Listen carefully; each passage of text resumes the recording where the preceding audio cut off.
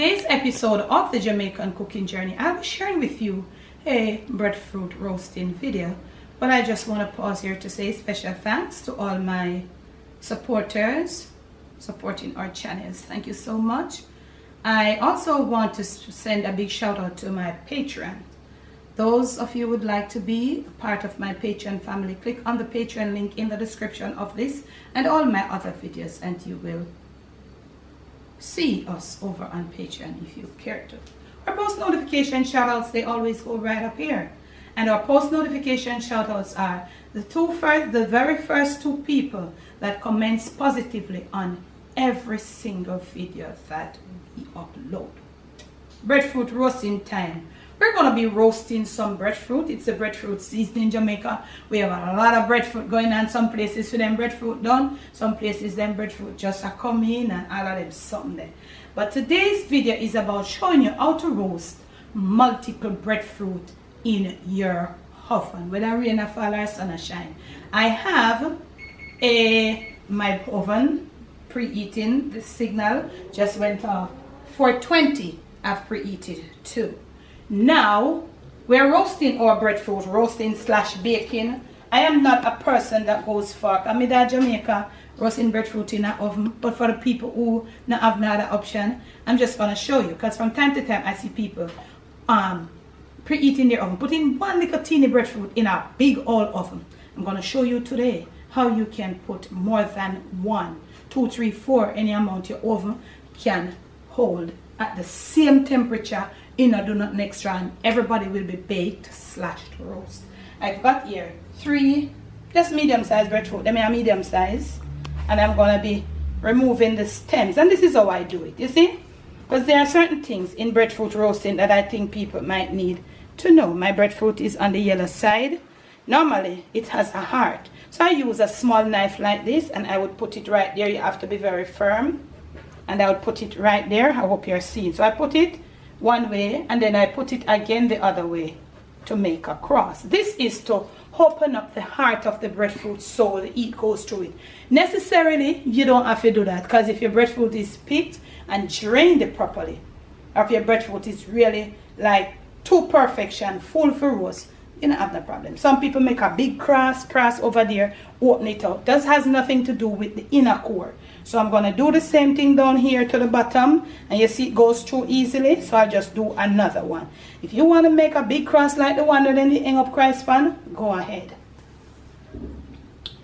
This one here is another one. So next patient, say when it comes to the Jamaican cooking journey, the next patient on here always get the same treatment. You don't have to be grinding out the core. For me, that doesn't be careful how you do this, depending on the breadfruit. You must be careful. Okay? The core of the breadfruit is what we need.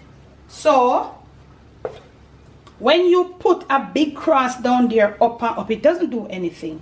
We want to go inside, so we're opening up the core. You see how easy this part goes in? But you have to be careful. Get some man strength to do it. I'm going to do this one and return. Actually, this one is turned almost to right. That is what the people like. So I don't even go bother do nothing. Now I'm going to be wrapping my breadfruit with foil paper. You see, I'm using my oven. You need to know your oven type or your oven apparatus. So with the sheen part up, I'm going to be wrapping my breadfruit. So I'm going to put it about like to here, because I want to get it wrapped properly. And also I have videos there that shows you all when you wrap it in the foil paper. You can do it on the stove top, whether electric stove, any stove. You look for here, this is the top. So when you put foil here, you have it flat. You want to have multiple wrapping on it. I'm going to do one more, and then I will come back. Let me do this other one. So you need to look at the size of your breadfruit, because you know breadfruit come in different sizes. And you're going to tear your foil to the size of your breadfruit. Because if it's small, you're going to need a smaller piece of foil. If it's huge, you're going to need bigger foil here. Wrapping them, searching for the Here you take out the stem there. So once you take out the stem, even if the breadfruit shape long, it will go flat. Next clip. All covered. I like to leave the sheen part out. Do what you want to do. Right? So this is here. Okay? So I'm going to put it down on this part. So you heard my preheating signal go off in my oven. To the middle of the oven, in the middle. When we do things like them here, we use the middle of the oven. That's where the center of the center. So the heat comes up from the bottom and it also comes down right here. Be very careful. Put in one in. Be very careful. Put on your long gloves then. Don't do like I do. In case you get burned, it is best to put on your gloves. So I'm putting them like that. And you can put as much as you want in this oven. But try to have them on the middle rack. You know, but I have some at top and some at bottom. It's going to take long as if you have the cake. So you want to search for your, where is this one? Right here. And just me going to put each one, they're going to like support each other right there in the oven. So we have them in there, just like that. And yes, we have space, you can put 2, 3 more. But remember to use your gloves. Gloves coming to up here. Alexa set timer for 1.5 hours. 1 hour and 30 minutes, starting now. Next clip. So okay, now we are about to go into the oven. We cannot set any specific time for roast breadfruit like we bake a cake. You have to go with like just using your initiative or just using some little time, what have you, experience skills. Alexa, how many minutes the remaining on timer? You have 36 minutes left on your 1 hour 36 minutes. Timer. Okay, you hear what she said? So I am like 6 minutes under an hour. So we'll check on the brush them. Checking on them to see how much or how far them reach. This is how you check on them. I go find my long gloves, I don't take no check. Like a cake, you're gonna find where, oh, so this is where the top is. So you will make sure that it's clean and you're gonna put it right in there. Look here, right in the middle there. You test it just like a cake. We're gonna leave it for a few minutes more. So we're gonna let it stay maybe for the 1.5 hours, because you see it goes down in there, but it still wants a little more time. So you just test it like a cake. It come out and it come out clean, but you see it have a little. So we're gonna leave it for the 1.5 hours. Some one was bigger than one than the others. We have 3 different sizes in there. So just like that, but I never had this in the first part of the video. Pardon me for that. You need these size gloves to make sure you're protected. Alright, right back in there. Even baking. No really matter whether side, back or what. So when you see the next embrasure is supposed to ready, you take them out of the oven. Very easy. As opposed to be putting one brochet in a big old oven, one like a teeny breadfruit in a big oven. When you have more breadfruit, you can just roast them.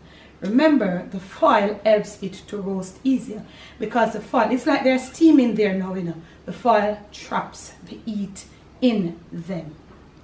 We are back on our breadfruits. They are ready. As I said before in the prayer clip, it's hard to say a specific time. Breadfruit depends on nature of the breadfruit, how ripe it is, how full it is, how ready it is. Sometimes some people get some breadfruit, they are not really for roasting, but they still try to roast it, and that is going to take a very long time. So there's a video there that shows you how to select your breadfruit, so I will link that one for you. A few tips for this: when your breadfruit, you do it in the oven.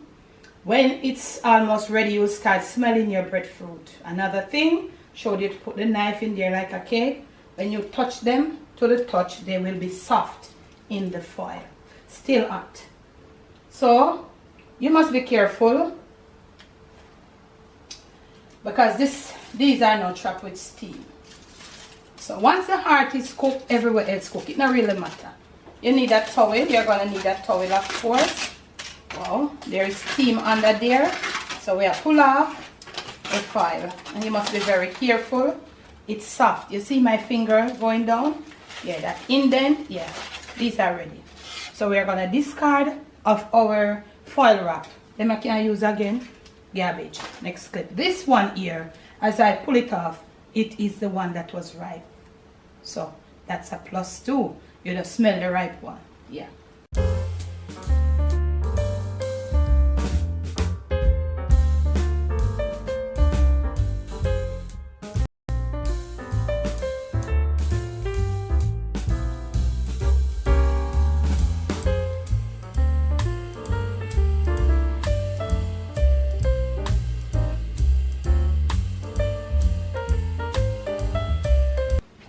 I've removed my foil paper. I'm gonna peel one for you, just one. You don't need to see me peel all of them. You're gonna need a towel, of course. You peel them to your liking, okay? I don't know how you peel your breadfruit. This is how I peel my breadfruit. I'm a country girl here. I'm a St. Mary girl with only per breadfruit there. So I peel my breadfruit basically like an orange. See? Hot. Must be careful or let them cool down some more, but I like to peel it when it's hot. I prefer, even though it's hot, it's more manageable for me. But do you? I like to cut them in half, then in quarters. Wow.